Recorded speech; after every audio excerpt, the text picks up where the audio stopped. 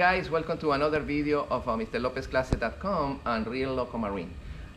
Today we are going to explain a process, a service, and it's a service or it's an inspection. It's a motor inspection. Right. Yesterday, Danny and me, we did a motor inspection in a boat. It's a Cobia 23 feet, and the motor is a Mercury V8. 250. What is the model exactly of that? It's a 250 horsepower, 4-stroke, naturally aspirated. Naturally aspirated. It's a 2017 or 19. I think it's 2017. Yeah. And basically, we're just doing a motor inspection. The customer lives up in North Florida. He's driving 2 hours to come down. He was recommended we were recommended to him by another broker, and basically he hired us. Never met the customer before. We met up with him. Alvaro came along so we can do this video so you can show you a real live inspection on a single motor application. And basically in the video you're going to see the details on what we do to make sure that the motor is good. Yeah. The video that we are going to present is a perfect summary about the process to do an inspection, a professional inspection. We have the report. This is the report. And the recommendation of the customer at the end is happy, excellent opinion, 5-star for Real Loco Marine. And this is the result. We are going to present in details in this video the advance. Danny, what is in general the procedure? So basically, always, especially in a gasoline application, compressions first and then spark. And the reason you do the compression first, because if we find a bad cylinder, the job stops right there, so you're not keep charging the customer X amount of dollars to keep doing the job. And then once we pass the compression and we do the spark, then we move on to the next level, is inspecting the motor, checking the gear cases. And you'll see in the video that we found things on this inspection that really was more lack of maintenance. Correct. Is what the problem was. We are going to do the process step by step. We are going to start with the compression test, and we are going to check the video. Danny, the compression was good. The difference between cylinder was 10%. Yeah, it was less than 10%. The allowance between cylinders is going to be 10%. That's great, no? And the maximum pressure was around 180. Yeah, no? 180. It was basically 170. Only one cylinder in 170. Yeah, 170. No, there's actually like a couple cylinder 170, but that's still within specs. That's perfect. Because 10% of 180 is 18 psi difference. Yeah. You're only 10 psi difference. Danny prepared two set of a gauge, and we did the test quickly. This is the video. Okay guys, today we are here with a Cobia. What is the length of this boat, Danny? 22. It's a 22 Cobia with this outboard. The outboard is what Mercury. Is it? Some Mercury. Mercury 250. Mercury 250 is a V6, no V8. V8. And what we are going to do today, Danny? So today we're doing an inspection on the motor. Basically, the first thing we're going to do is compression check and then spark check, and then we'll go through the motor, check the gear case, and then we'll take it for a sea trial, see how everything runs. Okay, this is because the owner want an inspection to buy the boat. Yep. Okay, all right. And we are going to do the process. The first step is compression. Yep. Danny, what is normally good compression for this engine? I would say close to 180, 200. 180, 200. And what is the minimum accepted for this engine? You really want 10% between cylinders. Okay. But for the most part, you want them all pretty much even. All right. Okay. All right. The spark plug loose. Yeah, looks pretty. Yeah, loose in good condition. But there's nothing major, no water, no oil. Yeah. All right. Okay. That's. We are going to check. This is cylinder 1357246A. This is the piston number 8. Okay. Great. Both of them.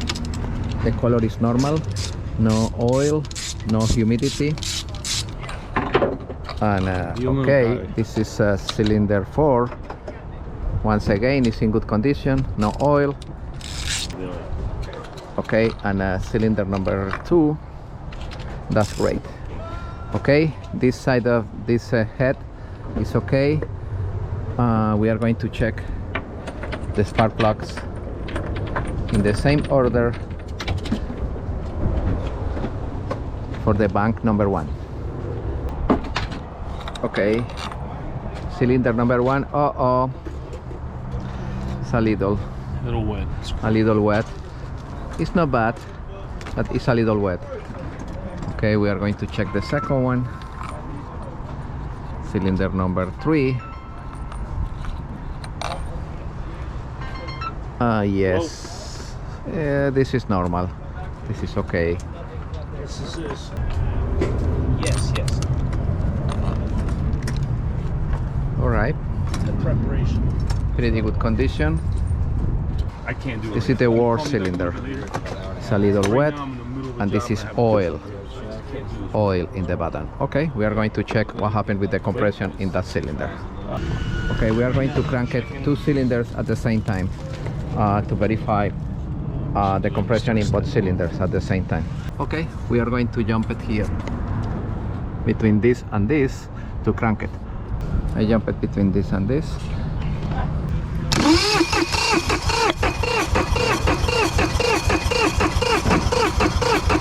Yeah. Cylinder number 5, 170. Okay, number 5. Number 7, 180. Okay. Give me that one. Ready? Okay, go ahead.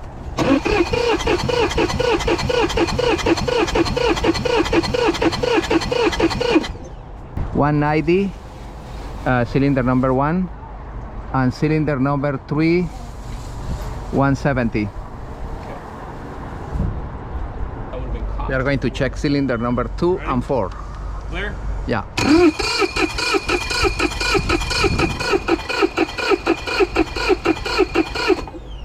Okay, 180 cylinder number 4 and cylinder number 2, 170. Do This the is big cylinder maintenance. number 8 I'll tell you what you need.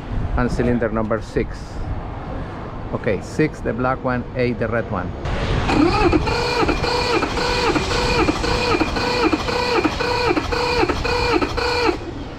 Yeah. 165 number 8 and 180 All right, number. Release the 165. Let's do it again. And release both of them, actually.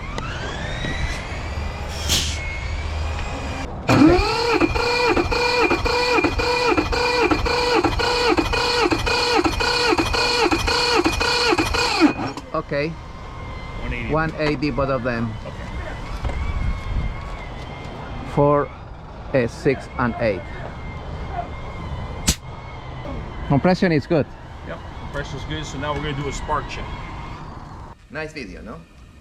If you check in that video, in one part we demonstrate, we show to the customer the yellow color in the base of the ceramic of the spark plug. What means that, Dan? That's pretty much blow by. What happens is, since the 4-strokes have a lot of compression, the spark plugs tend to, when over a period of time, will allow some of that compression come out, and you can see the exhaust stains that you see in the Correct, picture. in the picture. That's And all of them, no? All of them, every single one of them. And then, but if you looked at the plugs, the tips of the plugs were where the electrodes are, they were all pretty even. So Even, then that's a good indication Yeah, that this they're running all equally. The only thing is people have the tendency of not doing the maintenance, and that's kind of one of the causes. It will affect the performance. I've seen it that has blown the ceramic right off. Correct. We found it a little humidity only in cylinder number 8. Right. The engine is in great condition, no? The motor's in great condition. It just needs maintenance. Okay, and now we are going to do the spark, the test of a spark, and we connect The spark checker. the spark checker, and this is the result. Now we are going to analyze the spark check. Okay, this one to the ground. This is the spark checker. This cable will be connected to the ground. We are going to check for a good ground here. Good ground.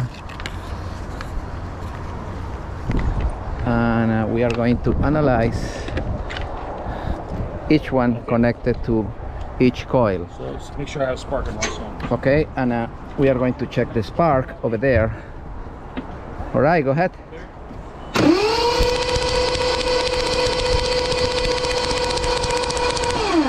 All of them, perfect.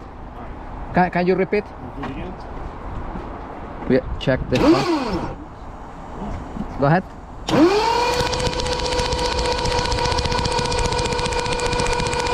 That's perfect. That's great. So on that spark checker, if you notice in the video that it's a gap, right? You have the spark plug wire goes into the coil wire, and basically you see the arc jump, and you see the color of the arc is important as well. That tells you how strong the power coming through the spark plugs. So that gives me an indication, and I have them gapped pretty far. Normally the gap on those are either 30 thousandths or 20, yeah, and I make it as far as possible because it makes the spark work harder. Yeah, yeah. And so that's kind of why we do that. Unfortunately, yesterday the day was a sunny day, and that color is not clear in the video, but this is the explanation. And also in the tester you can calibrate the distance, and you can increase or decrease the color. But the spark is perfect. All the 8 cylinders in great condition. Correct. Okay, what is the next step, Danny? So the next step after we did that, basically I looked over the whole engine. We noticed that the zincs were corroded completely off. He needed zincs. Again, it's all due to maintenance. And we noticed that the water pressure sensor was really green. You see that picture? That is corroded, the sensor, but it's basically because the anodes are gone. Right. And so the sensor's working because when we did the sea trial, it was all within specs. But once it gets corroded like that, it's just a matter of time. So on the report, you just let them know that in the future, you're going to need to replace it. Correct. And we found that a lot of parts starting to be corroded. It's basically because lack of service. No? Yeah, even the steering hoses of the ends. Check the picture. It's the beginning of the corrosion. Remember that corrosion is accumulation of oxidation. At the beginning, when the anodes are gone, start the process of oxidation, like this in this boat. This is the moment to prevent, to replace, to clean, and keep the engine with the anodes in great condition. You see the anode in the cavitation. The cavitation plate. Only the bolts left. It's no plate, no anode. Just the bolts. Just the bolt. You see the picture? That's incredible. But this is because no service. This is the moment to stop, do the service, and continue maintaining the engine in great condition. Okay, after that, external inspection. Yes, looking for water leaks. I'm smelling for fuel, any melted wires. I look for boats because when boats sink, I look, even though they clean the motors, you can never get in the little crevices. So I was using my light to look in between the crevices to see if I see any green, but I didn't. Everything seemed good. I checked the steering end caps on the rams because I want to make sure. We checked in both ends, no leaks. No leaks, everything checked out good. Also, then we checked the trim unit. We noticed that the panel on the side wasn't working on the motor, but it was working on the control box. And we trimmed it up and down, and we looked for leaks. You see the cylinder of the trim in perfect condition, is well, and you see the movement. That's good. And the zinc on the bottom was corroded back. Of course, the zinc is gone completely. Right. It's gone. And then after that, we checked the gear case. Okay. After that is the inspection of the gear case. What is the process on the gear case? Well, in this particular case on this motor, the drain is actually behind the prop. Yeah. You see those small bolts? Okay, those are the drains. Right. So it works good when it's like that because it forces you to have to take the prop off. So when I take the prop off, I'm looking for fishing line. I'm looking for the shaft if it's twisted. You see, we remove the propeller. That's the process. Immediately we remove the propeller, we verify the splines are straight. This is an indication that the propeller never twisted the shaft. Right. And it's in great condition. The propeller goes out, no fishing lines. It's completely clean, and the seal loose in great condition. Yeah, there's no leaks. No leaks. After that, Danny loose both bolts. You see, one's the vent and one's the. One is the vent, and the other is the filler. Okay, and what was the result? And the result was there was no metal shavings, but the oil was fairly new. I always tell customers when they're selling their boats, don't change the gear oil, because a mechanic or technician like I will come and we want to see the original oil. But we didn't see any metal filings, but we did see that the drain gasket seal was ripped. Yeah. And so what happens is that's probably why they changed the gear oil before we got there, even though there was a little bit of a hint of moisture in it. But for the most part, we showed the customer, because not every time the customers were there with us, but he happened to be there. So yeah, you see the color of the gear oil. It's not milky, but no, it's got a hint of milkiness, a hint, like the beginning stage of. That's correct. But it's in great condition. Yeah, other than that's in great condition. And then basically after we put everything together. We hooked up the computer, and then this is the next part. We checked with the computer. Time-wise. Okay, with the boat outside? Yeah, outside first. Okay, and after that, during the sea trail. Okay, what was the result? Let me explain the process to connect the computer. The computer was connected. We check. This is the outlet, exactly. That's the outlet. We connect over there. We connect the computer. The computer, Danny is a Mercury dealer, and Danny have the software, the proper software. Because remember that if you have a generic scanner, you see the external codes, but you cannot go down deep. This is the difference, no? Yeah, you just can't go in as in depth as we do. Correct. And then we can program, and on the other generics is just basically a code reader.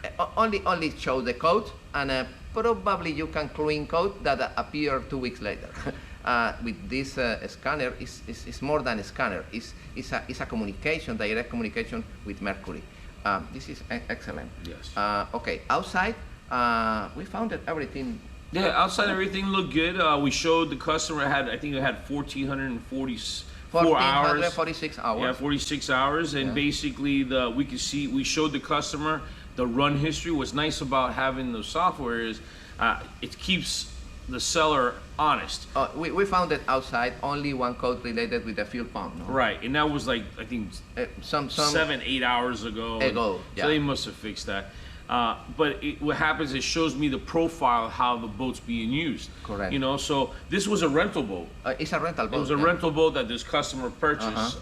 Nice boat, very clean.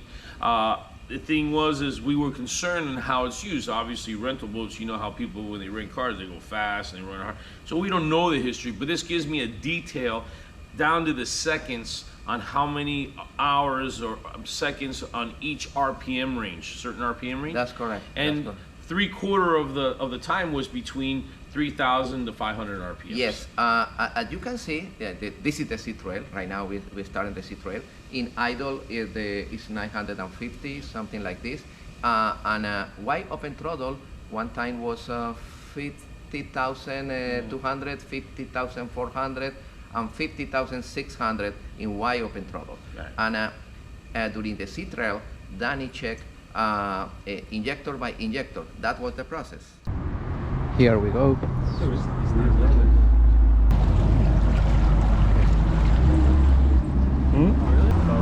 No idea what other people are calling. 0.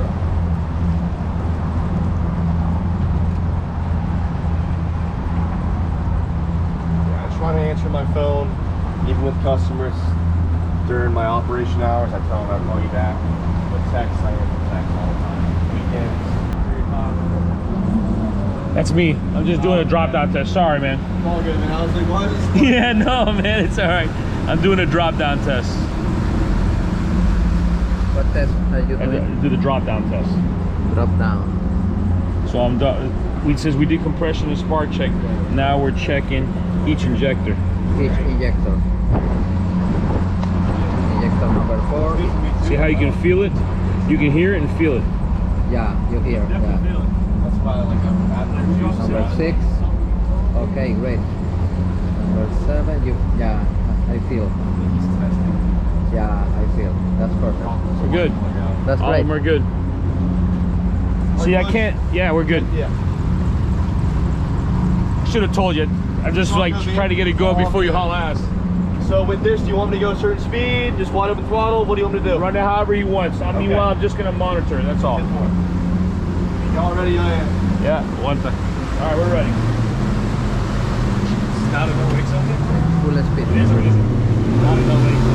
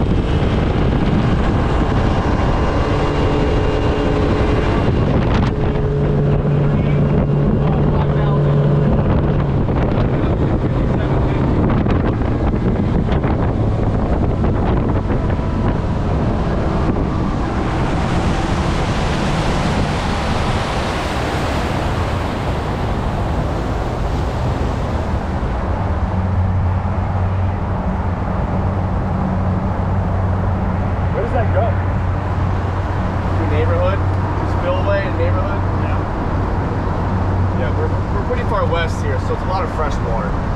But here, there's nothing. Here's the engine coolant temperature. Okay. Right, 143, so we're doing good. 143 degrees And the C Fahrenheit. pump, we're at 1.99 at basically It's okay now. 1,400 hours. Yes, we're good so far. In this moment, Yeah, 14 everything looks RPM. good. It's great, Everything no? looks up to, so I'm just going to keep an eye on the temperature, oil pressure. We're at 74 psi. Okay, oil pressure, that's good. What about that alarm? Alarm, we see the false. Let me back out of this.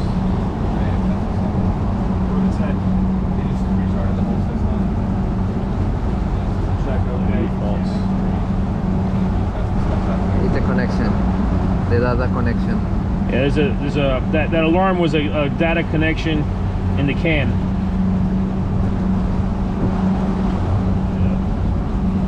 Want me to go again, or you want me to Yeah. just chill like this? No, let me erase this code and we're gonna do it again.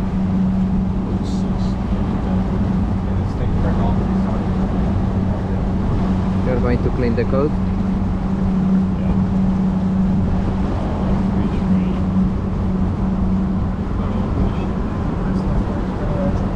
Yeah, we'll check on that.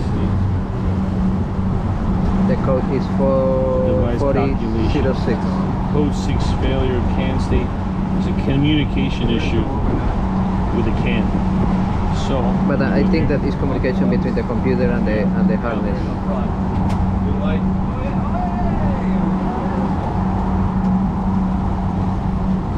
Okay. hey, just put her neutral quick. The white or blue? They're all blue, but that one, like, that's not, this one's not. Yeah. Clear code. You're neutral, right? Yes, sir.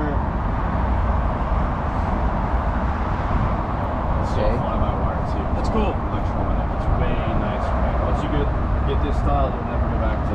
All right. Shut the key off. Just turn the key on position for me. On? Yeah, just turn it off and then just on the on position. Gotcha. So I was looking at some motors this week. I was at the boat show, and they, it's steer motor. All right. All right, go ahead and start her up. Now we're clear. What's power steering? All electronic. All right, go ahead. Do what you want to do.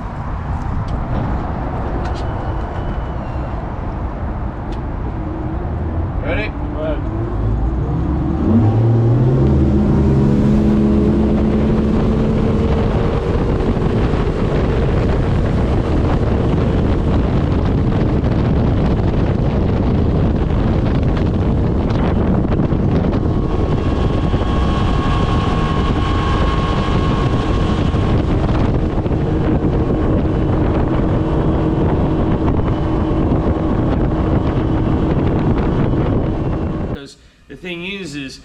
we did compression and spark check, Yeah. but it's impossible to really know the injectors. Oh, correct. So on the sea trial, while the seller was talking to the customer, I would drop cylinders and listen and look at the RPMs on the feel. computer, and you can feel it in the boat. Yeah, let me Even explain. Each time you see, Danny isolate injector number 1, and you feel in the boat, the vibration of the boat because one cylinder is disconnected. And immediately Danny connect again the cylinder, the engine recover the RPMs, and you feel the boat smooth. Right. That's nice. And we did all 8 cylinders while we were driving to go to the Correct. backside. Danny checked cylinder by cylinder, injector by injector, all of them work perfect. Right. Okay, and after that, the captain, Go fast. We Go check. fast. We also check the temperature at low RPMs and the pressure. and the oil pressure. oil pressure. And then when we were going high RPMs, where I was looking at the max RPMs, and I was also looking at the oil pressure, which was over 100. Correct. And we had also the temperature never went over 160 at wide open throttle. That's very important. The temperature never passed 167, no? Yeah, 167. That's great, because the limit is 180. I think 180 is still where the alarm goes 180. on. And everything was good. Use at the end of the sea trail, we have one alarm, you see? Okay, that alarm is basically communication in the protocol between the computer and the engine, the laptop and the engine. It's cables, no, Danny? It could be multiple things. It could be corroded connections or a loose connection, because I believe it's a loose connection, only because You think so? when we came off a plane, Oh, yeah. the alarm went off. Yeah, that's true. It didn't do it while we were running. It came off a plane, and then when we ran back, it didn't do it. I bet you if we were out in the ocean, there were some waves, you would definitely that's have true. it coming. That's So true. I'm suspects my opinion on During that. the sea trail, at the end, we turned off the engine, we started again, and the code never returned. Never returned. No, never returned. And we ran it the same way. Correct. Oh, no, for me it was fantastic, the experience. The boat, after that we check more, we check navigation lights, Water, we live check water. the quality of the floor. What is your opinion about that fiberglass? Well, put it this way. Customer made a comment. They said, "Hey, the floor feels soft on the hatches." Well, when I opened the hatches, it's all fiberglass. There's no core material, Yeah, it's not core material, you see. and that's manufacturers being cheap. And Yeah, that's I know, just. I It's know. not that it's wrong. It's just for a heavy guy like me. He was a heavy guy. Yeah. You won't feel it, but he and I will No, feel it. yeah. So. But anyways, as far as like during the inspection when we opened it, we noticed Yeah. the flow switch was stuck. You see, with the hammer, we check outside all the hole. The hole is in Yeah, great the holes in condition. the ship. So. The only that we see, they paint recently the bottom, and the paint you see is gone. I even told them before we did the sea trial, this stuff's gonna fly off. Yeah, Because yeah. they didn't prep it right. Yeah. See, you have to Exactly, understand- this is- that's the key. You gotta prep right. I know what they did. They just painted it just to get it to go. Danny, and they paint over the gel coat. Yeah, and they didn't sand it and they didn't prime it. You know the gel coat is polished. The gel Yeah. coat is like a mirror. Well, it's got wax in it. What is the process in that case to apply the proper anti-fouling Okay. bottom paint? So a first-time bottom paint, what you need to do is, first of all, you got to get a water line. Obviously, they had a water line because the boat sat in the water. Correct. But then you have to sand it. After you sand it, you de-wax it. It's a de-wax. It's like acetone, but it takes longer for it to dry up. You know how acetone, okay. it Impregnate. dries quickly. The de-wax it, but you have to do it in sections. And when you do it in sections, you do a section and you wipe it off right away, and then you go to the next section. You can't just do the whole boat because all you do is smear the wax. Okay. So after that part's done, then basically we put a 2-part epoxy barrier coat primer.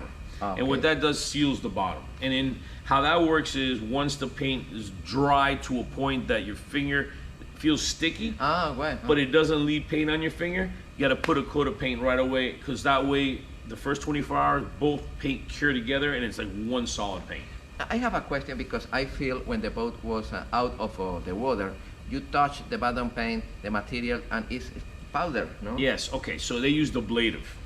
So you have a hard paint, which is the Yeah. big boats, because That's they very never important. come out of the water unless Yeah. for major repairs or bottom paint. But boats that size, because it's a trailer boat, they put ablative, because what happens, the hard paint, and once the boat stays out of the water the more than 48 hours, the paint cures. Yeah. And it's no good. Yeah. Okay. The other paint, I can leave the ablative paint, I can leave that out of the water for a year and put it back in the water, and the paint's just as good as the day I painted. No, that's very, very interesting. We are going to try to do other similar videos related with service in inboard, gas and diesel. I hope you enjoy this material, guys.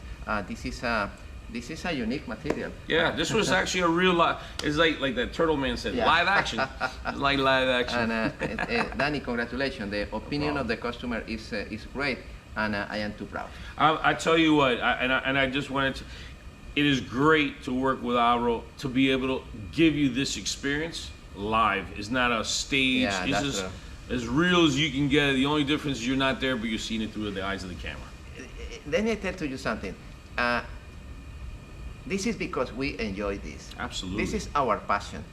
This is our pleasure, and it's not because of the money. It's because we enjoy this. We enjoy it, and for future mechanics. Of course. We're kind of like a dying breed in That's a sense correct, that that's correct. it's. I wouldn't say it's our responsibility, but it's something that I want to pass on. Correct. A skill set, the way we do it, so they understand the difference between the right way and the wrong way. And that's why these reports that you're showing them in the injury report, how you present yourself, That's how correct. you represent yourself. So if you represent yourself good as a technician, down to the paperwork, just like you've seen how we did our report, it shows that this guy came Correct. from another part of the Florida and trusted us. And at the end of the day, you see the email that he said, great job. It's great. He was happy. The customer is happy. So And we are happy to share that information with you. This is for our students. This is for our followers. Thank you, guys.